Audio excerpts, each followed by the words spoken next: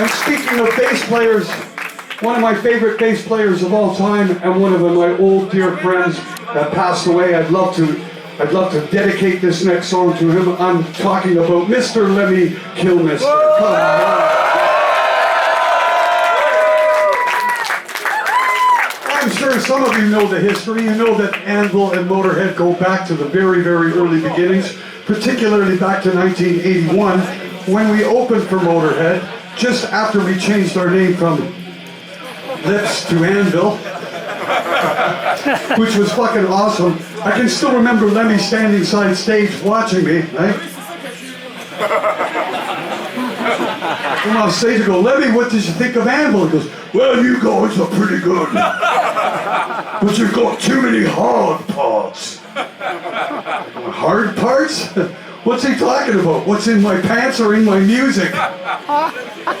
Well, I think he was talking about what was in the music, and 2 years later, in 1983, we did an entire UK tour with him. Yeah. How fucking cool is that, man? Wow! Yeah.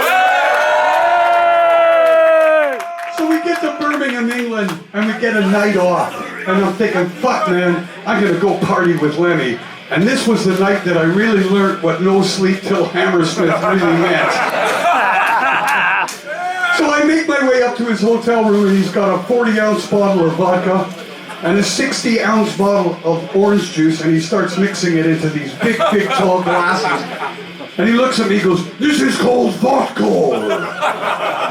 Okay, vodka, all right. I start drinking, and I mean, these glasses are this big, and I drink about that much out of it, and I'm like, he's going, hey, Lips, you're looking a little under the table.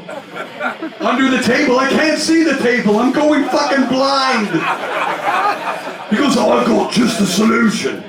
And he pulls this little black pouch out of his jean jacket and his fucking pocket knife, and he sticks the pocket knife into the little pouch, and out comes this white powder.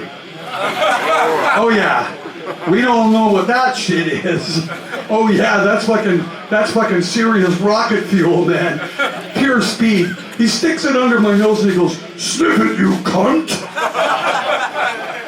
I go,